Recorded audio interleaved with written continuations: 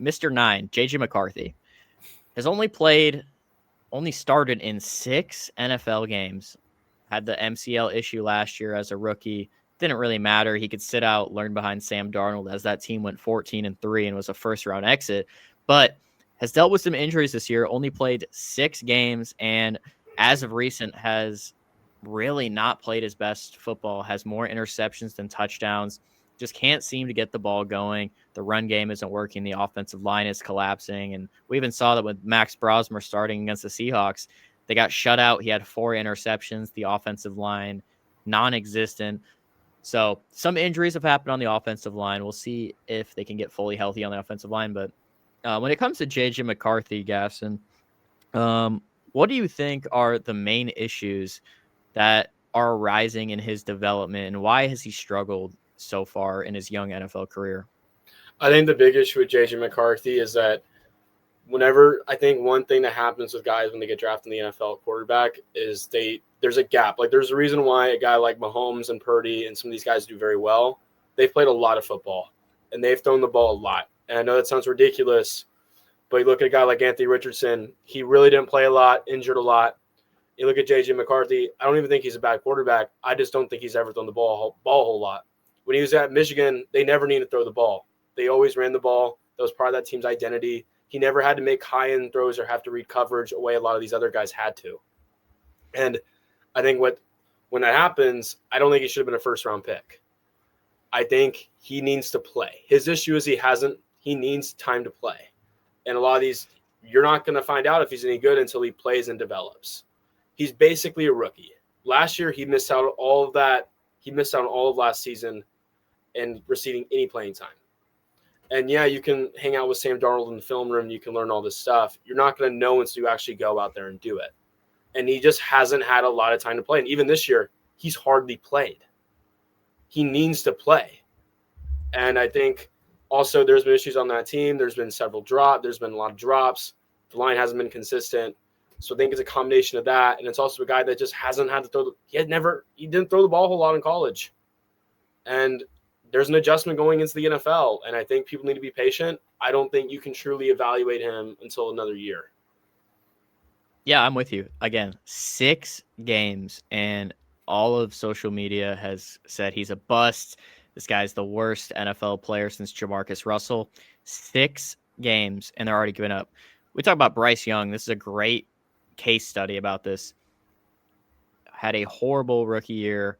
He got benched week 2 of his second year, sits for a couple weeks, getting benched, comes back, has been a completely different player.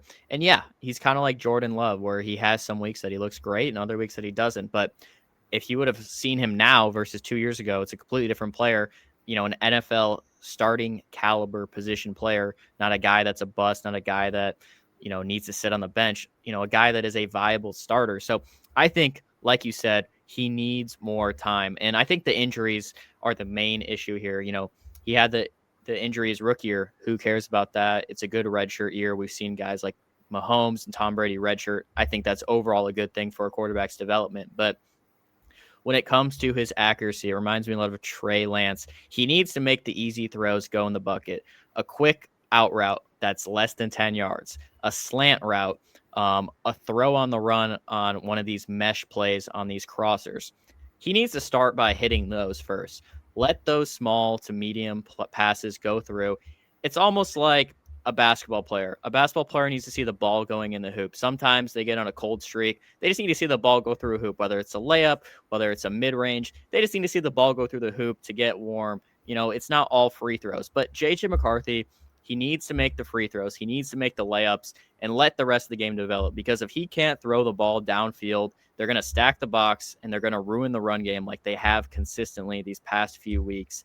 And even happened with Max Brosmer because it's a similar player. So I think that he needs to make the easy throws. He needs to get healthy, and they need to utilize his scramble ability, utilize his running ability. And I'm not saying that he needs to run 10 times a game, but call like five rushing plays a game for him. Let him get out there, get physical, because he can make those plays happen like we saw week 1 in Chicago. So like you said, he didn't throw the ball a whole lot in college. He was a starter for 2 years. He came out as a junior. This guy's only 22 years old. He needs to play the games. You know, I don't if he plays the rest of the season, that's 5 more games. He would have 11 games played, and then you can kind of start to see what he's good at, what he's not good at. And then next season, I think, is better to judge him on than this year. But, I hear Tom Brady say this a lot, is about giving up on quarterbacks, let them develop. He has everything you would want from a franchise quarterback when it comes to mindset, when it comes to studying film, when it comes to being a good teammate, being a good person, being involved in the community. Every intangible, the athleticism, all that stuff, arm power, everything is there for him to be a good quarterback. You just need to give him time to develop. You got to let him get more chemistry with JJ McCarthy, or not JJ, Justin Jefferson, the other JJ, Jordan Addison, maybe TJ Hawkinson. But I think that when it comes to the offseason, this team is not going to make the playoffs. Their O-line has looked shaky at best. Invest in the O-line this offseason with your draft picks, maybe a trade. Let him develop, but he just needs to play more football, like you said. He needs to play out the rest of the season, and he needs to make the easy throws easy. Complete the slant, complete the mesh crossing routes. I think Kevin McConnell can draw up plays to get wide receivers open. If he does that, he can make the easy throws. It'll open up the offense to a completely different element and let JJ and Jordan Addison get the ball in their hands and make those plays. So besides the rant, speaking of a player like Jordan Addison, there's a lot of players that we expect to be traded this offseason. And I bring up Jordan Addison as, maybe not a player that everyone thinks that is going to be traded, but one that I think specifically is going to be traded this offseason. They just gave a big contract to Justin Jefferson 1 year ago, and Jordan Addison is due for a contract this upcoming year. A young receiver, and we've seen it. You pay T. Higgins and Jamar Chase in Cincinnati. You really cannot afford to pay 2 receivers and expect to have a good defense like they have had. And they've just paid guys like Van Ginkel. They paid guys like Josh Metellus on the defensive side of the ball. So that's why I bring Jordan Addison into this. I think that Jordan Addison will be traded in the offseason. But I'll toss this over to you, Gaston. Jordan Addison, if he gets traded this offseason, what's the team that you would like to see him go to? I think the Browns would be a fun one. I think the Browns, as much as they've been bad this season, they've drafted decently this year, and they have a lot of young talent. And there's a chance they get a good quarterback in this draft, depending on what happens, depending on how where they finish in the draft order. I think it'd be fun to see them go to a team like that because they don't really have a good clear number one in Cleveland. The best they have right now is Jerry Jeudy, who doesn't look the same this season. I think it'd be fun to see him go to a team like that. Yeah, I think Cleveland has one of the worst, if not the worst, wide receiver corps in the NFL. But speaking of the Browns, Myles Garrett, a player that has been on the quote-unquote trade block, trade rumors for quite some time because of, the ineptitude of the Browns and their potential of winning a championship. He is in the prime of his career as the best defensive player in the league, without a doubt. And he wants to go to a winner. It was rumored that at the trade deadline, they were taking calls on him. Obviously, he wasn't traded, but the rumored price of Myles Garrett was 3 first-round picks. A two-parter question here. One, what team would you like to see him go to this offseason if he were traded? And 2, would you trade 3 first-round picks for Myles Garrett? I wouldn't. I think he's an elite defensive end, and he's one of the best players in the league. But when you trade away 3 first-round picks, you're trading away your future. And as we've seen, ironically, with the Browns, right, when they traded all those picks for Deshaun Watson, if that player you work out for gets injured or things don't work out, you don't have your first-round pick, you lose your security. First-round pick's like a security net. That's why you have the draft. And I think investing in something in the short term is not necessarily the best in the long term. I kind of like him in Cleveland. I think they got a good defense. I don't think Cleveland is as far off as people think they are. I don't think they're a playoff team this year, but I do think they have a good general manager. And before Kevin Stefanski, Cleveland never even sniffed the playoffs. So, yeah, no, you're 100% right there. I think the only way it makes sense for you to trade 3 first-round picks is if your roster is really complete and you are a perennial Super Bowl contender. So a team like the Chiefs a team like the Bills, maybe even a team like the Lions. I think those are the only teams that make sense. I would say the Eagles in here, but I just don't think the Eagles can afford it with how many guys they have to pay, especially on the defensive side of the ball. So unless you have a team that, like the Chiefs, and even though you can say the Chiefs are 6-6, might not make the playoffs this year, a team where year over year, that first round pick is going to be in the 20s or maybe even 30. So that's the only team where it doesn't make sense. It doesn't make sense for a team like, the Patriots, where, they made this meteoric rise. It could make sense for even a team like the Broncos. I could see that if you expect them to project to be a good team like this every year, maybe even a team like the Chargers. But you really have to have a very small amount of holes in your roster for you to make that type of trade. So we'll talk about another player here, a player that we all expect to be traded, probably the number one name on the list of players we expect to be traded. He's made it very clear on social media that he dislikes playing for his current team that just came off of a Super Bowl win, and that is wide receiver A.J. Brown. Someone that I expect the Patriots to go for. A.J. Brown grew up a Patriots, a Tom Brady fan, played with Mike Vrabel and loved him in Tennessee. If I had to pick a spot, I would say that that's probably the spot that he wants to go to, a team that wants to get him, but only for the right price as he starts to age into, the 30s. But AJ Brown, what team do you expect him? What team do you want him to be on if he were to be traded this offseason? I like the Patriots. I mean, that relationship with Mike Vrabel, I think is huge from their time on the Titans. I think Drake May is a great quarterback, and I think they're going to have consistency on that offense. I don't think Josh McDaniels is leaving. I think he realized that he's much better as an OC than he is as a head coach. So I think that's honestly the perfect spot. I think it's just a matter of the front office making it happen. Yeah, I think for sure that's easily the number one spot that he would want to go to if he were to be traded, just because of he loved the Patriots growing up. They're a good team and a Super Bowl contender probably next year, and he has his old head coach. All the pieces of the puzzle are there for him to be a Patriot. But we'll talk about another defensive player, and that's Max Crosby. I know you brought this up. Sitting on the Raiders, it's like the Bugatti on the poverty house. Someone is starting to get old. He wants to win a championship, and it's not going to be in Las Vegas from what it seems. Max Crosby went to Eastern Michigan. A lot of Lions people have wanted him to come to the Lions and sit on the opposite side of Aiden Hutchinson. That's probably the team that I would expect him to want to go to and pay for it. Do you agree with that? Disagree with that? Is there another team that comes to mind? I think that's fun. I think the Raiders are just not a great team right now, to put it kindly. Things are quite not going the way they were hoping for. I would not want to be working in that front office right now. And I think Max Crosby's been through everything, man. He's been through the Derek Carr era. He was with the John Gruden era with the emails. I mean, he saw everything. And it's just every year that the Raiders do the same. They'll fire their coach, they'll get a new guy in, and it just doesn't work out. And I think they're not a franchise that's trending in the right direction. I like Pete Carroll, but I think there's some deeper issues going on. And I think a trade to a team like Detroit makes a lot of sense. I don't think it's the same asking price as Myles Garrett, but I definitely think you can make the argument that it's a first-round pick, and you're not going to be able to get him cheap.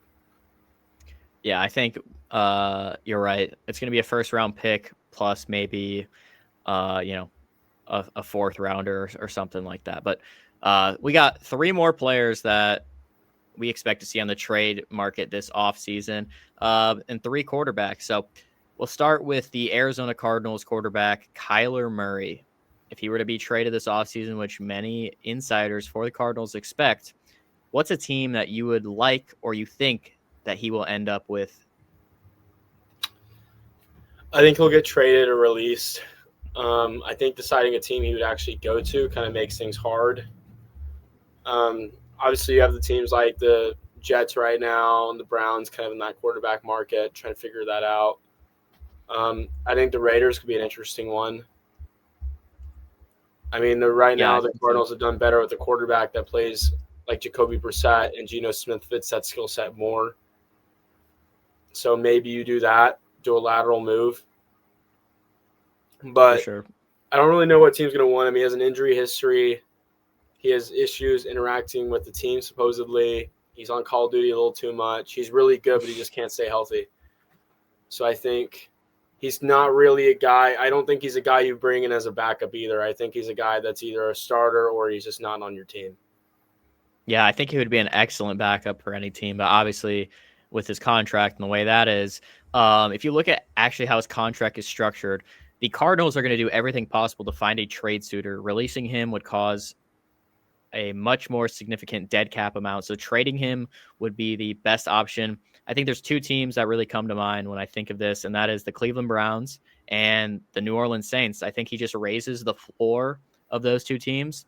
And for a team like the Browns, it makes a lot of sense to, not get. I wouldn't say he's controversial. I mean, the video games or whatever, but it's not like he's a bad guy in terms of like a guy like Deshaun Watson and the perception of the media. So I think he raises the floor of that team again, but the way the direction the Saints are going, I'm not sure if they'd want him. It kind of is probably going to be up to Kellen Moore and if he wants to run it back with Tyler Shuck, but I expect him to draft a rookie quarterback. So I think the Browns would be a great spot just to rise the floor of that team. But we'll get into another quarterback. Tua Tagovailoa. Everyone loves talking about this guy.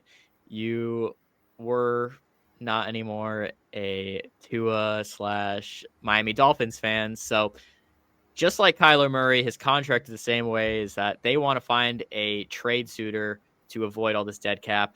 If he were to be traded to a team, what do you think is a team that would be a good fit for Tua? Tua's a great guy. I'm sure he's a great guy, but I don't think anybody's going to want him. And the reason why is he gets injured.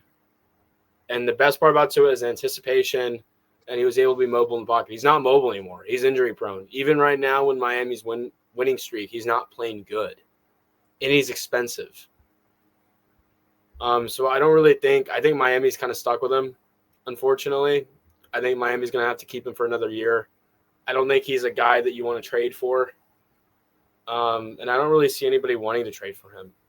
So, yeah, I think with the injury history, with the concussions and that, and just not being able to be an elite quarterback, teams aren't really vying for a average to above average quarterback.